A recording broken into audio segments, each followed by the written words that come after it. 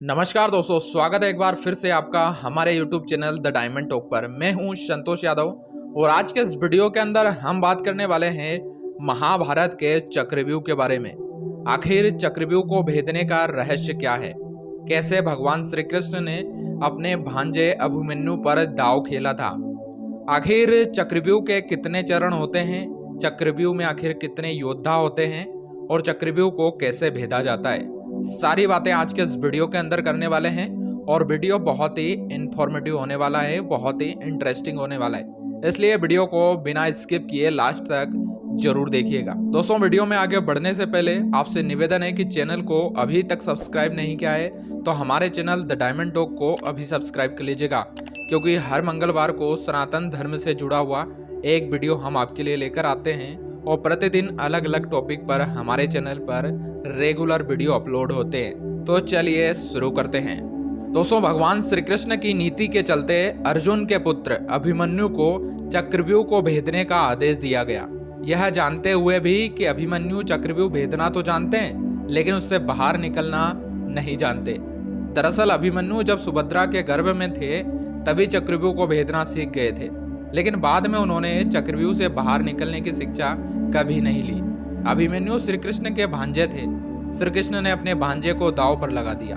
अभिमन्यु के चक्रव्यूह में जाने के बाद उन्हें चारों ओर से घेर लिया गया। घेर कर उनकी जयद्रथ सहित 7 योद्धाओं द्वारा निर्मम तरीके से हत्या कर दी गई, जो कि युद्ध के नियमों के विरुद्ध था। कहते हैं कि श्री कृष्ण यही चाहते थे, जब नियम एक बार एक पक्ष तोड़ देता है तो दूसरे पक्ष को भी इसे तोड़ने का मौका मिलता है। दोस्तों, अब बात करते हैं कि आखिर चक्रव्यूह क्या होता है। युद्ध को लड़ने के लिए पक्ष या विपक्ष अपने हिसाब से व्यूह रचना करता है। व्यूह रचना का अर्थ है कि किस तरह सैनिकों को सामने खड़ा किया जाए। आसपास से देखने पर यह व्यूह रचना दिखाई देती है। जैसे क्रौंच व्यूह है तो आसमान से देखने पर क्रौंच पक्षी की तरह सैनिक खड़े हुए दिखाई देंगे। इसी तरह चक्रव्यूह को आसमान से देखने पर एक घूमते हुए चक्र के समान सैन्य रचना दिखाई देती है। इस चक्रव्यूह को देखने पर इसमें अंदर जाने का रास्ता तो नजर आता है लेकिन बाहर निकलने का रास्ता नजर नहीं आता। यह तो कोई बहुत ध्यान से देखे तो ही संभव होगा, लेकिन इसके लिए आपको आकाश से देखना होगा। यदि देख भी लें तो यह चक्रव्यूह तो घूमता ही रहता है। कहते हैं कि चक्रव्यूह की रचना आचार्य द्रोण ने की थी। इस व्यू को एक घूमते हुए चक्के की शक्ल में बनाया गया था, जैसे आपने स्पाइरल को घूमते हुए देखा होगा। कोई भी नया योद्धा इस व्यू के खुले हुए हिस्से में घुसकर वार करता है या किसी एक सैनिक को मारकर अंदर घुस जाता है। यह समय क्षण भर का होता है, क्योंकि मारे गए सैनिक की जगह तुरंत ही दूसरा सैनिक जगह ले लेता है। अर्थात योद्धा के मरने पर चक्रव्यूह में उसके बगल वाला योद्धा उसका स्थान ले लेगा, क्योंकि सैनिकों की पहली कतार घूमती रहती है। जब कोई अभिमन्यु जैसा योद्धा व्यू की तीसरी कतार में पहुंच जाता है तब उसके बाहर निकलने के रास्ते बंद हो जाते हैं। यदि वह पीछे मुड़कर देखेगा तो पता चलेगा कि पीछे तो सैनिकों की कतारबंद फौज खड़ी है। चक्रव्यूह के घुस जाने के बाद अब योद्धा चौथे स्तर के बलिष्ठ योद्धाओं के सामने खुद को खड़ा पाता है। इस चक्रव्यूह को योद्धा लगातार लड़ते हुए अंदर की ओर बढ़ता जाएगा और थकता भी जाएगा, लेकिन जैसे जैसे वो अंदर जाता जाएगा, अंदर के जिन योद्धाओं से उसका सामना होगा वे थके हुए नहीं होंगे। ऊपर से वे पहले वाले योद्धाओं से ज्यादा शक्तिशाली व ज्यादा अभ्यस्त भी होंगे। शारीरिक और मानसिक रूप से थके हुए योद्धा के लिए एक बार अंदर फंस जाने पर जीतना या बाहर निकलना कठिन हो जाता है। अभिमन्यु के साथ यही हुआ होगा।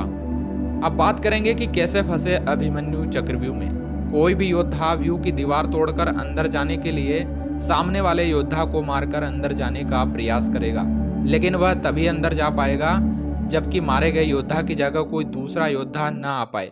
इसका मतलब है कि उसे सामने खड़े योद्धा को मारकर तुरंत ही अंदर घुसना होगा, क्योंकि मारे गए योद्धा की जगह तुरंत ही दूसरा योद्धा लड़ने के लिए आ जाता है। इस तरह यह दीवार कभी टूटती नहीं है।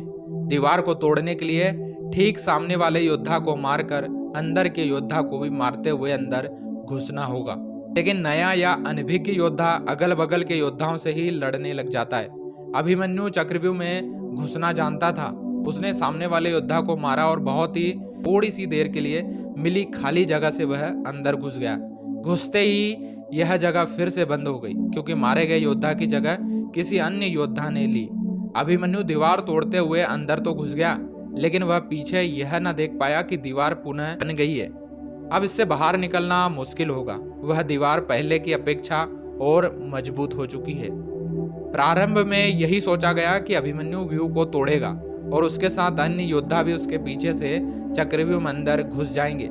लेकिन जैसे ही अभिमन्यु घुसा और व्यू फिर से बदला और पहली कतार पहले से ज्यादा मजबूत हो गई, तो पीछे के योद्धा भीम, सात्यकी, नकुल, सहदेव कोई भी अंदर घुस नहीं पाया।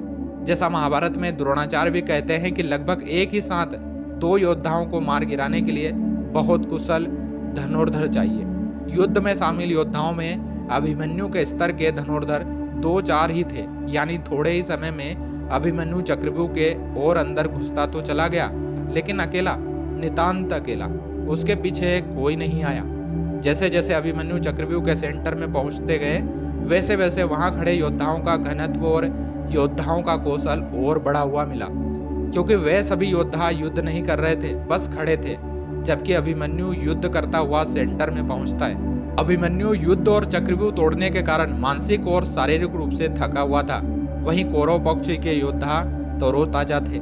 ऐसे में अभिमन्यु के पास चक्रव्यूह से निकलने का ज्ञान होता तो वे बच जाते, या उनके पीछे अन्य योद्धा भी उनका साथ देने आते तो भी वह बच जाते। दरअसल अर्जुन पुत्र अभिमन्यु चक्रव्यूह भेदने के लिए उसमें घुस गया। चक्रव्यूह में प्रवेश करने के बाद अभिमन्यु ने कुशलता पूर्वक चक्रव्यूह के 6 चरण भेद लिए। इस दौरान अभिमन्यु द्वारा दुर्योधन के पुत्र लक्ष्मण का वध किया गया। अपने पुत्र को मृत देख दुर्योधन के क्रोध की कोई सीमा न रही। तब कौरवों ने युद्ध के सारे नियम ताक में रख दिए। 6 चरण पार करने के बाद अभिमन्यु जैसे ही 7वें और आखिरी चरण पर पहुंचे तो उसे दुर्योधन, जयद्रथ आदि 7 महारथियों ने घेर लिया। अभिमन्यु फिर भी साहस पूर्वक उनसे लड़ते रहे। 7 ने मिलकर अभिमन्यु के रथ के घोड़ों को मार दिया। फिर भी अपनी रक्षा करने के लिए अभिमन्यु ने अपने रथ के पहिए को अपने ऊपर रक्षा कवच बनाते हुए रख दिया और दाएं हाथ से तलवारबाजी करता रहा। कुछ देर बाद अभिमन्यु की तलवार टूट गई और रथ का पहिया भी चकनाचूर हो गया। अब अभिमन्यु निहत्था था। युद्ध के नियम के तहत निहत्थे पर वार नहीं करना था, किंतु तभी जयद्रथ ने पीछे से निहत्थे अभिमन्यु पर जोरदार तलवार का प्रहार किया। इसके बाद एक 7 योद्धाओं ने उस पर वार कर दिए। अभिमन्यु वहां वीर गति को प्राप्त हो गया। अभिमन्यु की मृत्यु का समाचार जब अर्जुन को मिला तो वे बेहद क्रोधित उठे और अपने पुत्र की मृत्यु के लिए शत्रुओं का सर्वनाश करने का फैसला किया। सबसे पहले उन्होंने कल की संध्या और सूर्य ढलने के पूर्व जयद्रथ को मारने की शपथ ली। आप बात करेंगे कि कैसे तोड़ते हैं चक्रव्यूह को। कुशल योद्धा देखता है कि बाहर की ओर योद्धाओं का घनत्व कम है, जबकि अंदर के योद्धाओं का घनत्व ज्यादा। घनत्व को बराबर या कम करने के लिए यह जरूरी होगा कि बाहर की ओर खड़े अधिक से अधिक योद्धाओं को मारा जाए।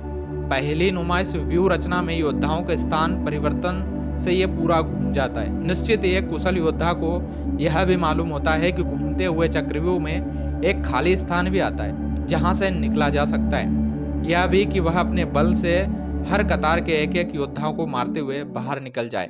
तो दोस्तों, ये था हमारा आज का वीडियो और उम्मीद है कि आज का वीडियो आपको बहुत ही इन्फॉर्मेटिव लगा होगा। यदि आपको चक्रव्यूह से संबंधित कोई भी जानकारी है तो कमेंट बॉक्स में हमें जरूर शेयर करिएगा और वीडियो को लाइक करके कमेंट में अपनी राय जरूर दीजिएगा। और चैनल को अभी तक सब्सक्राइब नहीं किया है तो यार अभी सब्सक्राइब कर लीजिएगा। मिलते हैं फिर से किसी खास वीडियो में, तब तक के लिए आप सभी लोगों को जय श्री कृष्णा।